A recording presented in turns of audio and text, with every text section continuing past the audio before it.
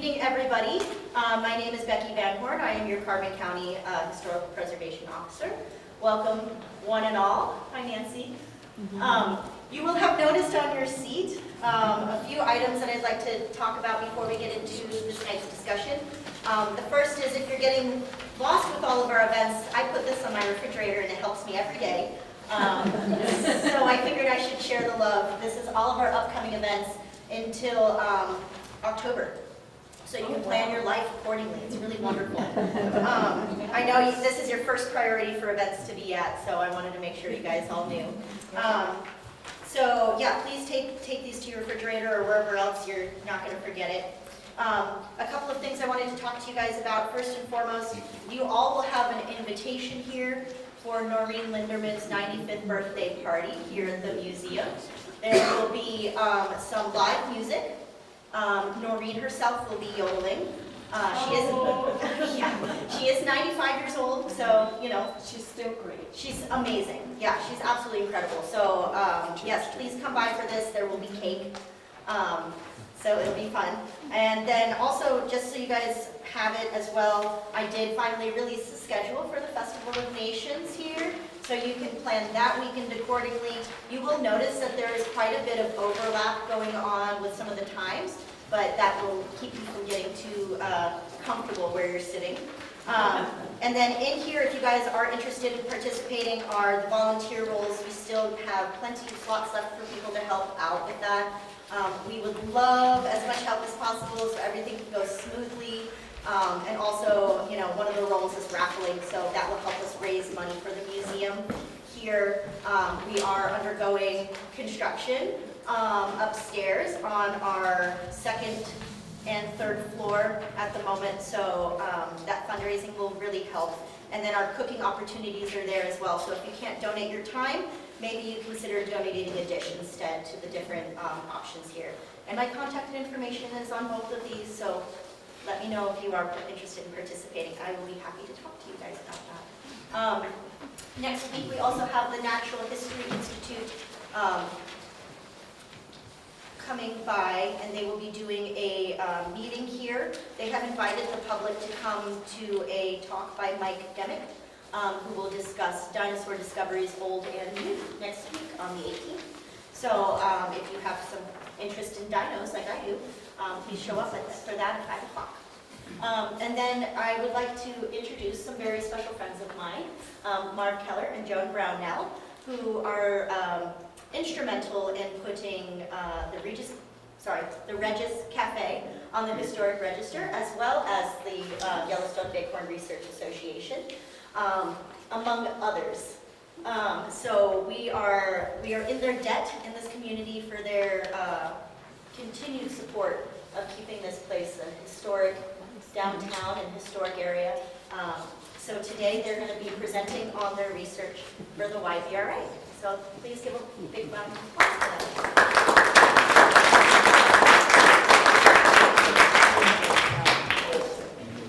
them. This is going to be a tag team match. Joan and I are going to be presenting kind of separately. I don't think it'll get violent, but we'll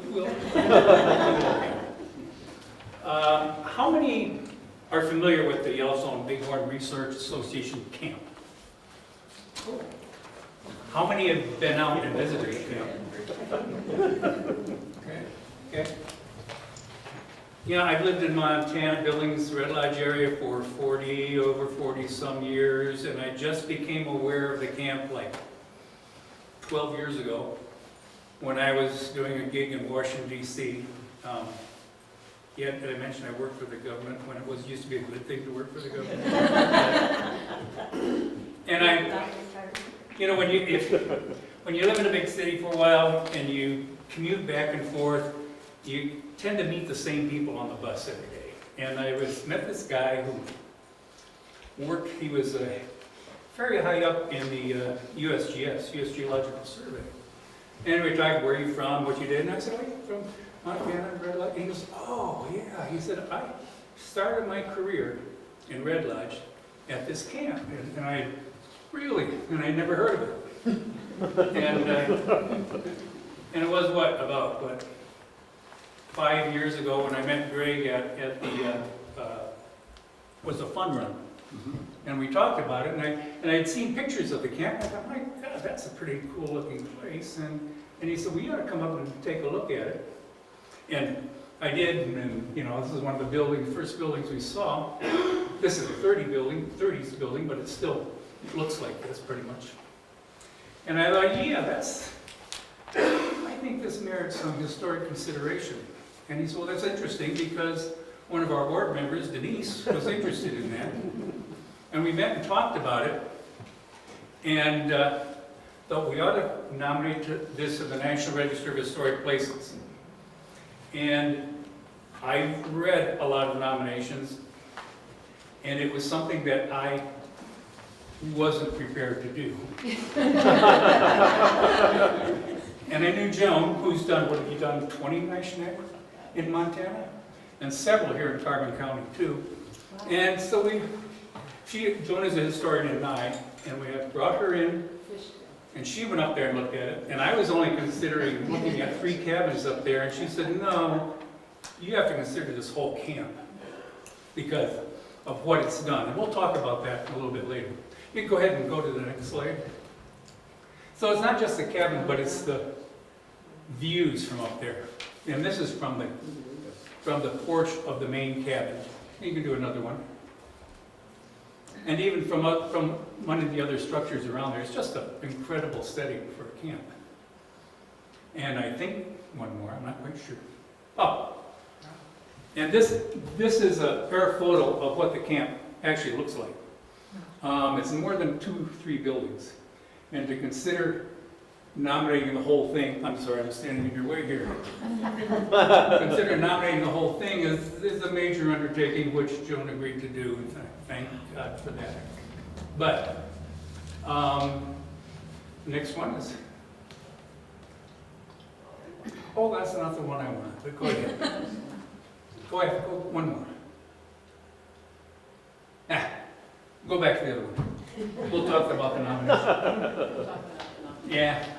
We lost the point. So, Go ahead. Marv got me involved. I'm sure you all know what the National Register is. It's basically recognition of historic sites or archaeological sites that are worthy of historic preservation of recognition for their significance to either to local history, state history, national history.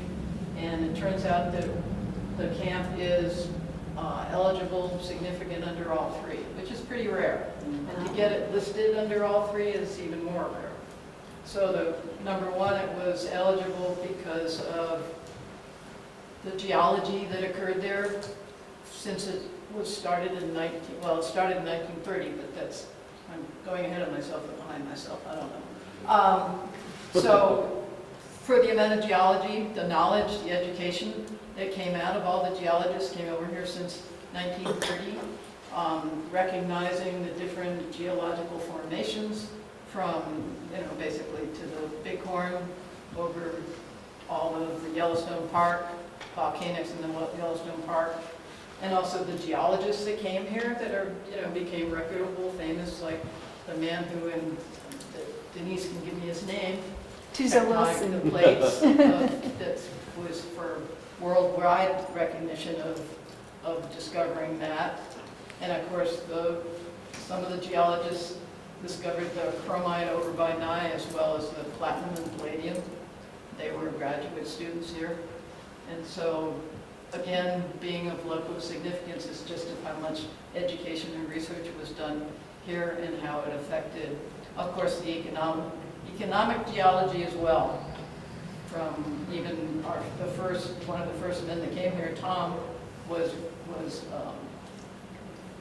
the ones who started to recognize the Yellowstone Basin and other basins that produce oil and gas, etc. Its local state significance is due to the fact that there's only 2 in Montana. The other one is north or south of Cardwell in the tobacco roots. University of Illinois, I believe. Right? Indiana. And this one was the first one. And this camp started in 1936 and has continuously operated since then. A few years during World War II, it was just a really small camp and not very many people, undergraduates that were there, but continuously operated and has brought students to Montana. So it was important for economics for Montana, for Red Lodge, for Billings, just bringing people into the state and traveling and families that came every year. And then it's also significant under criteria C, which is architecture, and you'll see in that first photograph shows you the workmanship basically of Roy, right, not Ray, Wadsworth. And it was all hand done, you know, they skidded the logs down and set them up in the winter of 1935-36. And so there's 3 log and stone, which is typical Dude Ranch, you know, Camp Senior. It's similar to that, probably not, I'm sure he had some of the Finnish craftsmen could go up there and help him. And then there's 15, which I think if you go, back one, yeah. That one, that vertical slab, there were 15 of those framed and then covered with vertical slabs. And so it's just the craftsmanship that this Wadsworth, you know, it was all handcrafted, local materials, and so that made another significance under criteria C. So it's eligible under A, which is importance to local, state, national history. Local, of course, was just that it was here in Red Lodge and helped, brought people, and all the geology started from camp when they all went out every day from Yellowstone to the Bighorn Basin. And the one thing is, so right now there's some work, and Rick, I can tell you about this, so I won't go into it. Because it's listed on the register, we have gotten grants to help with the restoration of the buildings. And right now they're working on the lodge, the first photo you call, and we did another one 2 years ago that we did get monies because it was a listed property.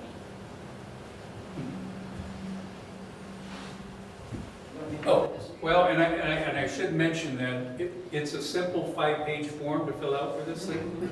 That includes 129 pages of explanation that goes with it. So it is a major effort to explain and identify why it's important. And it goes through 3 levels of review at that point. But, go ahead. Yeah, I included this picture. Go back to that one. It's kind of interesting because this was the only photo I could find of the 2 people who were really instrumental in this. And the man on your left sitting down and the man on your far right at the very top standing up were the 2 movers and shakers of this thing. And now we can go to the other picture because it shows them better. This guy, Richard Field, he was the head of the Princeton geology program. And he started a lot of the research. He started coming out here in the 20s, 26 and 27. No, 1930s was the first one. But he started an initial field camp for Princeton. He was the one that started it, that they built off of to do the one here. And William Taylor Tom, we'll talk about a little bit more. He was really the guy who wanted to do this. He stayed with this camp till he retired in 1955, and he was the person. But go to the next slide. I have to. When I was looking up stuff on the general field, and I came across this. He had actually developed a railroad car for geology students to travel across the country. And I thought, and it would hold 25 students. It had a restaurant, or not a restaurant, but a dining area and a teaching area in it. And I thought, wow, I guess we had to be rich to do that. But the more you think about it, and this was like 1927, I think he started this. Go to the next slide. The route of the car basically left Princeton, went up through Canada, and went around. And there were no major highways at that point across the country. And if you were studying the geology of an area, a railroad has to maintain a certain slope. So they cut through and exposed so many different formations that these were things that you wouldn't be able to see normally. And I don't know how long it lasted. It was the summer, I thought.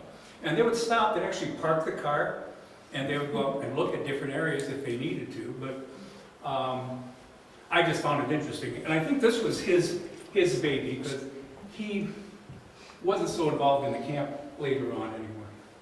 But go ahead. Okay. You want to talk about him? Yeah, so actually, Field and Tom came out here first in 1930 to establish field camp in this area because it was pretty much an unknown. The geology here really hadn't been studied to that point, so it was kind of a new horizon for them to start studying the Beartooth and the Bighorn Basin and all sorts of things. So they came out in 1930. The first year they kind of camped out. The second year they met. Pronounce it, please. Pardon? They met Dr. Siegfried? And We had a discussion of how to pronounce it. so they met, Tom met him, and he gave them Piney Dell, where he had a house and a couple of tents, I guess. So they stayed there for several years. And then following that, Marv was saying there was like a bar there. Yeah, yeah. There was a bar there, and Tom was a Quaker, so he really didn't like the atmosphere, so they moved to Camp Senior, which was pretty upscale, you know, it was a kitchen, nice cabins, everything, so they stayed there for 2 or 3 years. And then Tom, you know, he wanted to build a camp, and eventually he met with Northern Pacific, and they obviously provided him to buy the lease of a Clark. I'm not sure which Clark it was. And they got 240 acres-ish to build the camp. And that was in 1935. That winter, 1935, the winter of 1935, they opened the camp in July 1936. So Roy Wadsworth built all the buildings, so there were 3 log and stone, 15 cabins, and some other miscellaneous buildings that were all set, so they opened the camp in 1936. Yeah, go to the next slide. And everyone here, are you familiar with Dr. Fred Siegfried? Is that, I mean, he was a doctor at Bear Creek, became a mayor of Bear Creek for 5 or 6 terms, then moved to Red Lodge and became a mayor here in the 30s. And he was a bit of a character from what I've read. I mean, he was instrumental in getting the Beartooth Highway built too. He pushed them, and he pushed a lot of things. And he was noted for one of his campaigns was that we needed more slot machines and houses of pleasure in Red Lodge.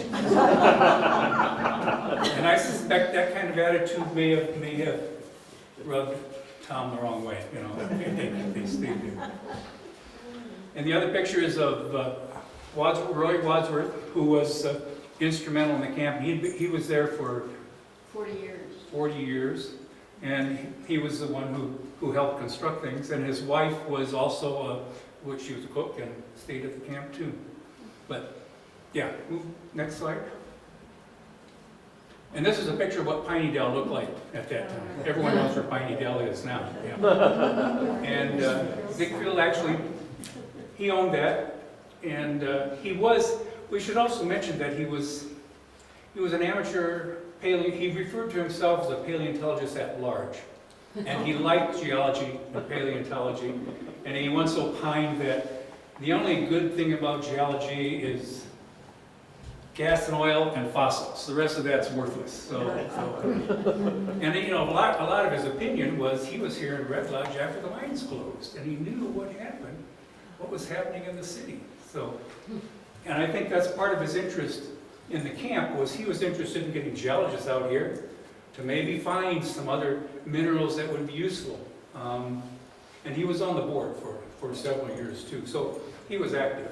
So before he goes further from that, So one of the points of this camp is the fact it's a collaborative effort. So it's not just a lot of the camps, I mean, there are other field camps from other colleges, but this was a nonprofit, and anybody could come here. Any university, I mean, of course, they were mostly from back east or Midwest, but anyone that wanted to come here could come here, and it didn't have to be just Princeton. I mean, there was Princeton basically for a good many years after they finally sold it to them. But the fact that it's a collaborative effort has made a difference of how it continued over the years, because they just kept bringing it, or people would hear more about it. And so the first camp, I can't find my notes on it, but you know, there were probably 13 graduates, and the next year there were 23, and the next year there were 54. And Greg will tell you how many they have now. So it kept growing every year, and eventually they changed. Instead of just being a classic field camp where they would go out, do geology mapping all day, that was pretty much the base of what they did in these camps. And then they would come back and study, and back in about the 50s they started changing, doing more educational aspects, eventually brought in teachers, and so it, just to keep it, so it kept moving along and advancing towards different types of education and different types of studies. Next. And so they moved to Camp Senia for 2 years, and Camp Senia at the time was a dude ranch, and it was after 1929, after the stock park and everything, the dude ranch was kind of failing. And so, I don't know whether they were looking for folks, but he found, and this is where Wadsworth worked too. So they became friends, and they moved to Camp Senia, which had a bunch of cabins, it had a kitchen, it had everything they wanted, except everyone knows where Camp Senia is. It's pretty far up the road from anything, and for them to get down and do studies from that part was problematical, I'd say. But if you notice these buildings here, which Wadsworth helped build for Camp Senia, they look very familiar to the buildings that appear at White Bear A Camp. Okay, next. This is my favorite photo. So you can see that's the lodge that you see with the two chimneys. And as you see, there's nothing there out there. And it's still a magnificent, awesome view to sit on their porch and just look out over the mountains and the plains. So that's what it looked like when it started. And the next slides are of the construction taking place during them. And that's the main lodge. Go ahead. And it continued through the winter time. And that's the other cabins too. And that was pretty much what the lodge looked when it was completed. Yeah, it's only missing, oh, the door. There's a door now.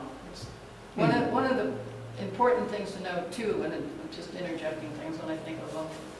The integrity of the site is it's pretty pristine. It doesn't have any outside intrusions. There's nothing really that's infringing upon its setting, its location, the materials that were used, the feeling that you get when you're up there. It's just, it's a pretty magical place, and which is one of the, you have to have integrity in order to be listed on the register, and this is at the top of the bar for that. Okay. And this was just a photo we included. When the camp opened, they did bring people in Red Lodge there for a get-together, and there's still remnants. I mean, you can still see where that little alcove is. You figured out where it was, and just a picture of folks going up there at that time. And the first year they invited Chamber of Commerce. There were 300 people that came up. It was in 1936. Okay. Oh yeah, and it did serve as a ski lodge. Not a ski lodge, it was a lodge, but a ski area for a bit. And I don't know if anyone attended Ray Masters' talk on the ski areas. He probably talked about this one too. But yeah, and they did I don't know if the lodge was open, they probably opened it for people, but, I think it was a dining, they had a dining lounge. did they? Okay, and the next photo is kind of cool too. It's the ski lift that they used at the time to get people up and down. It only lasted for a couple of years. Of course, you know, there was no such thing as snowmaking at that period of time, and it did have a slope that was exposed quite a bit, but and we don't, there's some talk of whether Mr. Wadsworth really cared. No, he did close it down. He didn't like having people come up and skiing and messing around up at the camp. I don't know if it was because he was concerned with liability, but probably not. He just didn't like it, and so he closed it up. They did have, one time a train came down from Billings with 200 skiers. Maybe that's how it was to ski on a Sunday. When they used the old movie theater seats for the chairlift. Oh, they didn't have a chairlift here. They soaked in. Oh, they did, Yeah, yeah. they soaked in your pants because they were all wet. Yeah. Oh, that was Okay. fun. Anyway, that's just an aside. Go ahead. Oh, here's where that form should have been. Okay, anything? Well, go ahead. I wanted to point out it's just a one-page form but there are always 4 criteria that you consider, and Joan talked about it. And criterion A is an important event, and doing the research and things are event, just like downtown Red Lodge, you know, this establishing of the city and the historic buildings down here, that is an event that's important locally. And criterion B is a person. It has to be associated with some important person. And whether people were important, but we couldn't pinpoint exactly people. And C is the architecture and the what is it, vernacular? What's it called? Something vernacular? And D is for things that will contribute to the knowledge of the past. And those are usually archaeological sites that you know, if they're excavated, the materials will contribute knowledge. I nominated a friend of mine to the National Register under that criteria, because although he hasn't yet contributed anything important in history, he had the potential to do it. The potential is one word that you get to use it. But anyway, that's it. I have nothing else. All right. So for the district itself, I don't have a point, but the lodge is up on the top. And that's right now doing renovation work. I'm sure Craig will let us know. Joan, could you use the mic? Oh, sorry, the air just kicked off. Oh, the air conditioning. Hello? Can you hear me? Barely. You need to rock and roll it. Kind of put it Hello? up. There you go. I can't use my hand. So you have the lodge up on top. The buildings to the northeast would be where all the staff stayed. So where the cook stayed and some of the people that helped in the kitchen, etc., and where Greg and Peggy live now. And so you have that. You have a little cooler that was concrete that has Roy Wadsworth's name and it says 1936. Yeah, there you go. And then if you go all around, then you see, go down south and then to the, that's really helpful. The main wash house was one of the original large, that's log and stone. And then Darton Cabin, which is south of that, is another log and stone. And those are 2 that we did restoration work on. And then all the little ones that have been Chamberlain, Washington, well, all those are ones all those are ones that were built in 1936, also named for geologists, most of them, that were either here originally at the first camp in 1930 or sometime over the years, and it was recognition of the geologists who had come here and done the work. So that's the historic district, is that group of cabins, and then in 1955, you have the library way over there, and Siegfried's cabin. The wash house was built in the 1950s, the library was built in 1955, so those were later additions to the district. And then you see these cabins going that way, where you see the Bonini cabin, and the ones that are in the pale shade, they're not shaded in. Those are non-contributing buildings that they were built after the period of significance, which is when we did this was, I believe, 1972. You have to be at least 50 years in order to be listed on the register. So, and there also is, it wasn't included because it was way discontiguous, the original water, what would you call it, cistern that was built by Wadsworth, and then went all the way down, that's up on the side hill, that would come all the way and then water the whole camp.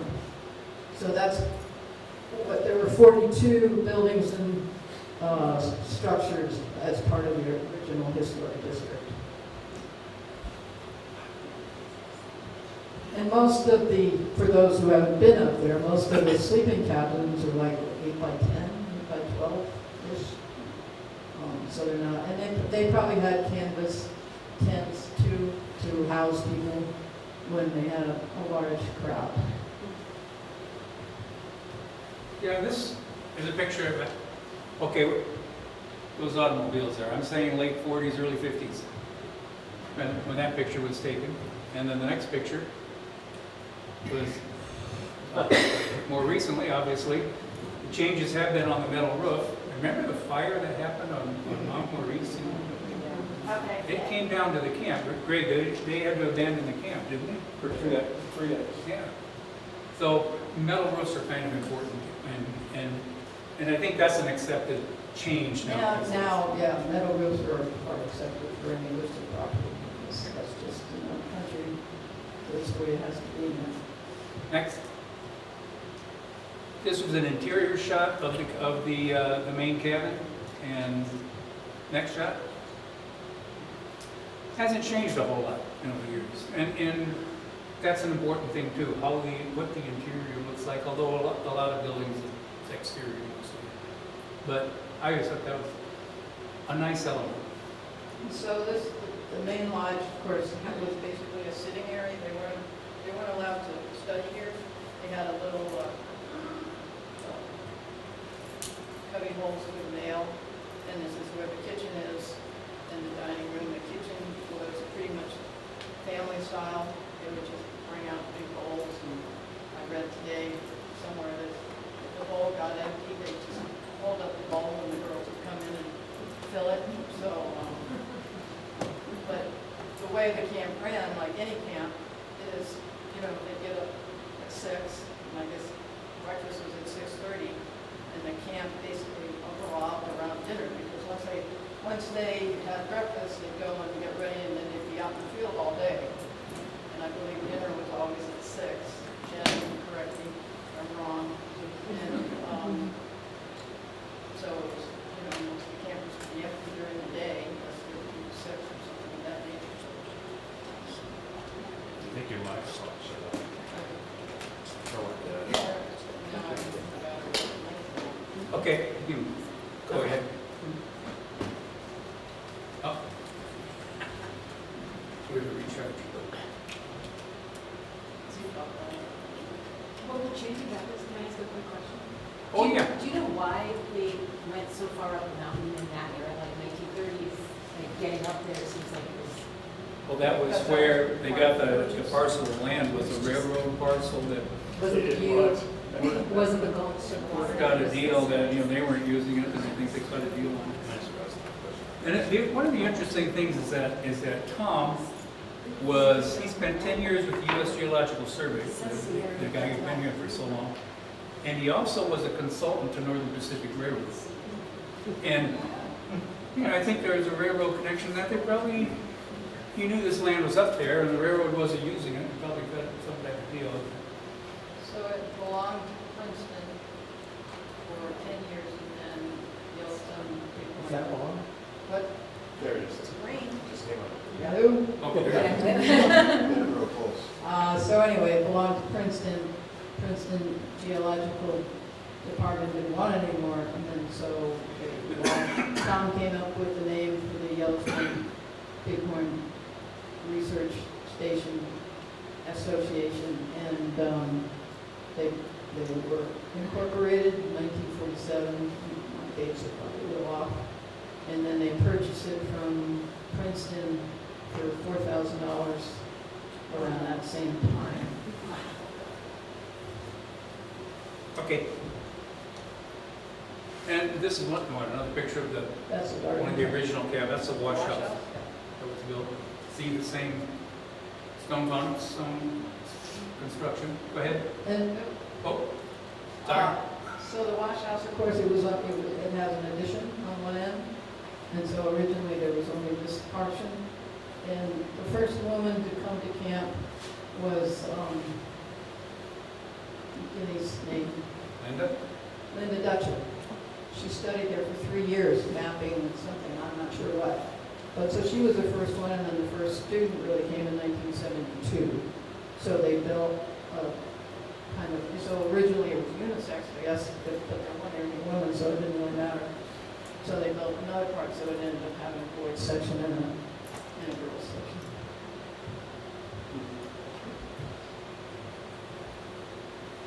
And that's the Darton cabin, one of the other original cabins. Okay. And these was also built at the same time period, but different construction. They were putting things up there, you know. It's all on slope, so the foundation, of course, has been changed over the years, whatever keeps them standing. Most of them are vertical log, this one is horizontal. Windows have been changed, but they're the same buildings, no question about it. A lot of work has been done on the interiors. Okay. So there's a vertical log. One of the small ones. Yeah, real cozy. Which Okay. one is that? Great.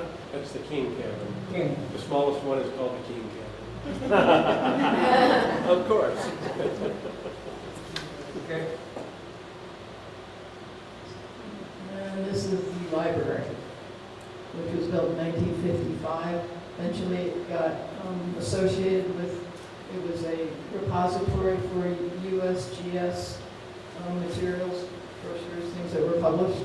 So it was a real repository for USGS materials, which is pretty impressive in 1955. And that's the cistern. Oh, now, Well, cooler, not cistern. yeah. Cooler. I'm sorry, my background's in archaeology, so I look at the things that are cool. And this, I thought was a cool thing, and Greg explained, well, this was their original cooler that was spring-fed, water would flow through it, because they didn't get electricity there until 1948. And so that's kind of how they kept things cold. Okay? And it was, yeah, the 1936 date on there. And this is the water system. That was built in 1936 by Roy. It still works. Still where we get our water. And still where they get their water. Yeah. And just at some of the sources that we were able to use to track this down. So we have a couple people that are just going to talk briefly about other things, and you can ask questions after we're all done, or if you want one now. But anyway, Jen Lanini is here. Her dad was president, chair for a good many years from Princeton, and I thought she could just briefly talk about what it was like growing up there. And then Greg, who now is the, what's your official title? Operations manager. Operations manager is going to tell you about what goes on up there today, to see how it's changed over the years, because, you know, like I said, it gradually got larger and larger, and then they started doing more things and introducing more education to research and bringing in more people in high schools and et cetera. So you can see how it's advanced over the years. So, Jen, Where do you want? you can stand, Yes. People hear me okay? Yes. First of all, I just want to say thank you. I can't tell you from a lifetime of coming here and being here what a treat it is to hear you both present this, as well as the whole magnitude of the historic designation. I also want to highlight Greg Creasy, as Joan did, but Peggy Tim, who are caretakers. But we also have the president of the White Board here, Matt Knight. And I'll point out my husband, because we were actually married at the camp in '97. So we have a lot of sentimental attachment. So my dad was Bill Bonini. He was actually introduced to the YBRA field camp by Taylor Tom in the mid-40s. And so he was an undergraduate student at Princeton and fell in love with it. But he went on to Wisconsin, got his PhD, and ended up back at Princeton eventually. And he took over the field camp and was director of it for 30 years. So and it was a very collaborative field camp. It was one of the beautiful things about it because students and professors from universities throughout the Northeast and Midwest, and to some degree West, came and studied here. So it was a really neat sort of mind meld through the summers and developed really great relationships and collegial dynamics for all of them. So it was a really neat place to grow up. And I was at the end of the era where families would come out to Red Lodge for the summer. So we would fill up a station wagon, take shifts with my older siblings driving and haul out to Red Lodge, Montana, this spot on the map at the base of the Beartooth Mountains, and spend the summers on Mount Maurice, having an incredible childhood. And it was really neat. Again, I was at the tail end of what were generations of families that would spend the summers here. And it was a great base, both for the educational programs, but also, my dad did a lot of research in the region. That was very common, as it was described, for university professors to be, all about the area and sort of developing an understanding of the geology of this incredible region. So I'm one of very many families that developed a real strong love of this place, where the staff, you come in and, the generations of people that would work there would be like returning home to family. The family dinners where they were served, and you learned about bug juice and, how to properly pass things around the table as you were eating it. It was just a really neat treat. And for my own family, my mother was more of a biochemist, a biologist. She would do a lot with helping with the kids and biology education, looking at the flowers and the fauna. But she was also so loved Red Lodge. I loved the Festival of Nations return because she was Croatian. She found the Yelich family at the Senate bar. He was really good friends with Jack Yelich, and Annie Yelich was his mother. And so, half of coming out here was also, the enjoyment of participating in so much that was so incredible about Red Lodge. So it was a genuine treat and pleasure, and we hail from Wyoming, so we're not far away, so it's nice to still be able to come here and see, thanks to the efforts of all these people here that spend every day laboring to keep the place going in such a profound way. And I will duck out. He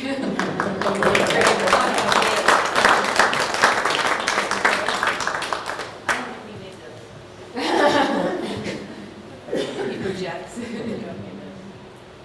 Yeah. So first of all, it's great to follow these two and hear their talks, because every time I find out something new part of history of the campus that you think you know it all, and then with all the work they did, they found out so much more, and so nice to hear about it. And my history of the camp, I was a student with Southern Illinois, came out here in 1986 to do my field camp here, and of course fell in love with the place. Never been out west, even west of the Mississippi River. So thought, man, this place is so cool, I want to keep coming back. So Peggy and I would take our vacations. Well, first it was like every 2 years before I met Peggy, and I would come out with friends or whatever. And then when I met her, I said, I got this cool place to go on vacation. After I went to Mexico first, and our vacations were actually coming out here to volunteer in August and clean the camp, do whatever we had to do. And they finally asked if we'd ever think of moving out here and living there. And I said, give us a year to sell everything we own, and we'll be back next year. And that's what happened in 2014. Then we came out and started living here full-time, well, full-time the seasonal at the camp We get out here in May to open the camp and then leave sometime in November after everything is shut down. Water has to be turned off because it's all gravity fed, above ground pipes, so it completely gets shut down. So back in 1986 was still when we still held our bowls up in the dining room if we needed food. And when I came out in 2014 is when all of a sudden things started growing. And we had record numbers of students that would come there. Groups, we had to turn, the library got emptied out, turned into a classroom, so we have 3 classrooms now that still use. And our biggest group we had was 105 people for about, I think it was about for 4 days, and that was like the max. There wasn't a bed left in camp. Every cabin was being used. We don't do that anymore. We like to stay around 60 or so is a good number. We've had up to 80 and 90 since then too. Things are starting to taper off. This year our biggest group was just last week for this year of 64. So we'll taper off and it'll be an average of 50 or 60 for the rest of the season. Two full-time cook with an assistant and usually 2 other people, 1 other people helping in the kitchen to feed all these people. 3 meals a day, they get breakfast, a packed lunch, and then dinner. And since the holding the bowl up thing, we've went from family style to more of a buffet out on the fan shell porch. So that's set up every morning for a buffet for the students, and they leave. Around 8:30, we go out and do some of the same field mapping places that we've all gone to. Were you a student there too, Scott? No, I did field camp out here, but not. Okay, yeah, that's it. I was a rival camp. Oh, not there. So then they come back and have a full dinner at 6 o'clock in classrooms with different schools that come. This year, and lately, we have a paleontology group that comes, and they're there for 7 weeks. And I think they're doing a talk later on this year too. The Natural History Institute. Oh, that one. I thought Jason Shine was doing something too. But anyway, that's our biggest group. They're here for 7 weeks. We have groups like Penn State, University of Houston, San Antonio, UT San Antonio. We got Dartmouth at the end of the year. We have people all the way through September, till the end of September this year. Southern Illinois still comes. Who am I forgetting? Anybody else? There's more. Oh, Missouri State, Missouri Western was here. Memphis was here last year. So we get a lot of different colleges come. And we'll be up there for a field trip as well. Oh, right. You're Yeah, gonna be doing we'll be up there, potluck. so if you guys do want to eat on the porch, we're going to be having a potluck picnic on July 16th this summer. So if you guys want to come up for a field trip, let me know. That'll be fun. They'll be in the day when 16th. students are gone. It's the 16th. 60. Yes, ma'am. Yeah. Yeah, so geology was back, even in when I was here, and Janet, it was mainly geology students came.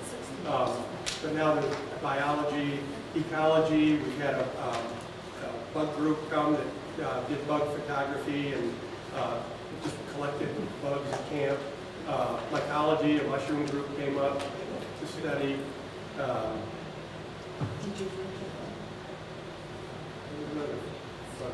Botany? Well, we do a science teachers workshop that we have coming up in 2 weeks in June that we raise money through the fund run to have science teachers from the region come and they get some type of credits, class credits for doing a 3-day workshop up there. So that'll be in June this year, and hopefully we'll keep that on the road. Aren't you doing a residency for the art field? Yep, we're doing the artist in resident too. I think we're in the all. That'll happen in August. That we have, I think 6 artists are come and they'll spend a week to 2 weeks in camp just doing their own art and being out in the wilderness. There'll be 2 other people there, and I think one is coming at the end of September when we do have the groups. Well, we did a trial run last year, and it worked really well, and the artists just loved it up there, of course. And we have an open house in August, too. I believe it's a third weekend in August, but there'll be flyers around if anybody wants to come up. We have different speakers come and do talks during the day, and then a little afterwards with refreshments and food at the end. So that'll be in August sometime. Follow you on Facebook. Yes, Yeah. follow Jen on Facebook. She's Jen's our Facebook and media guru. She does a great job. I love the hot dog picture the other day. That was my picture. She made it look cool. Well, any questions for anybody up there? Yep. Is there any archive or just listing of all the published reports and studies that come out of Canada over the years? Don't we have, Yeah. there's a lot of stuff like that, yeah. We're actually, well, we're about to move it back. There are archives, we just actually received from Jen 5 boxes of Princeton regarding the archives for the camp. And there are also a bunch of archives that were out in the camp for years that Denise Ward and I are about to go through and get rid of the bugs and put them in new folders and get file cabinets so they'll be accessible for whoever wants them in the future. I heard a story that one of the original founders thought that the Garden of Eden was around this area. No? Or how about the guy who discovered the horses? Is that just a totally different person? The mini horses? No? That was so Siegfried found the mini horses. Okay. Well, there we go. I can't tell. Well, Siegfried found a tooth too that he Yeah, found. he found the two. That he found was. That was amazing. Yeah. I don't know. Red love rivers.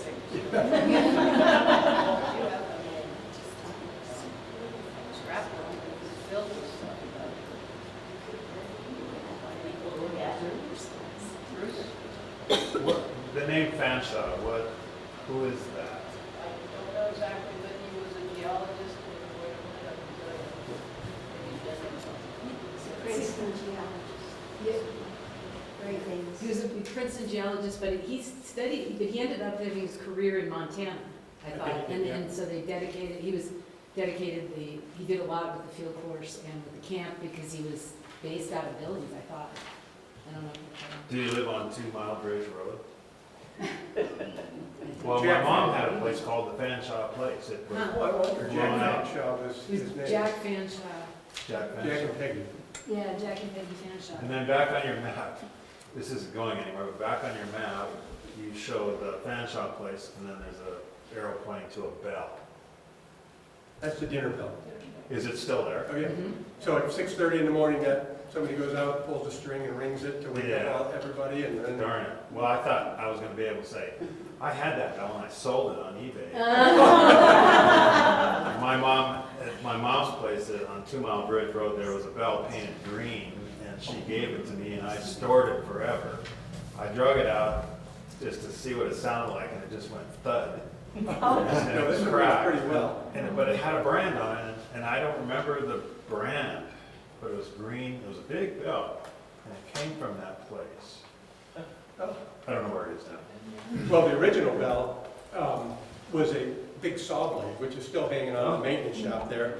And it was hanging on a big nail on where the new bell is on a pole, but it was hanging on a big nail, and they'd go out and hit it with a hammer. And Jeanette Reinhardt, she's been there, she just retired, but still comes and oversees a few little things, a couple days a year. And she was there for 46 years before she retired, so she remembers banging on that big saw blade. Thank you. I heard a number, and I forget it now, but a high percentage of the world's geology can be found in this place, and that's why it's proven to be such a wonderful place to have this kind of institute. You remember it's something like 25% or some big high percentage number? Yeah, I don't know the number, but yeah, just about everything Everything. geology you could find here. worldwide, yeah. Yeah. Yeah. Some of the oldest rocks in the world, right? Up in the Bear Yeah, Tooth. they're there. Yeah. Matt, do you want to say anything? Well, just, first of all, I want to thank everybody for coming. I was really pleased to see this big a crowd here. I'm kind of the newbie in the YVRA world. I've only been associated for like 2.5, 3 years now. I've started out as a geologist. I spent about 25 years with Stillwater Mining, Siboney Stillwater. This was always kind of a mythological place because we hired people that had come to YVRA as geologists. We heard about the YVRA camp, but I never came here until 2 years ago. And from then on, I was hooked. So I somehow decided it might be a good idea to be president. I'm still really a good way to go or not. But thanks to everybody for coming. As Greg mentioned, we do have an open house. It's August 16th on a Sunday. So you'll see posters up around that about that, and you're certainly welcome to come up to camp and enjoy an afternoon with a little bit of geology talk and some good food. And visit us at ybra.org. You know, we always got to get that plug in as well as we. But really happy to have everybody here. And do you have an idea how many people are coming through camp? We've got to be 400 something this summer. Usually that's about 300 to 400. So I think that's one of the amazing things is there's a ton of people that funnel through that place over the course of the summer, and I certainly never recognized that, and I don't think a lot of people do. So it's a lot of people get introduced to the area, a lot of people fall in love with the area. I stayed up there for a few days with my wife this last week when we had the big crowds, and there were 3 or 4 people that are talking about, is there work around here? Can I get a job here? I think it's a great introduction for a lot of folks from all over the U.S., all over the world, really. So pretty neat. It is a magical place, I would agree. Anyway, thanks for your time. Thanks for coming.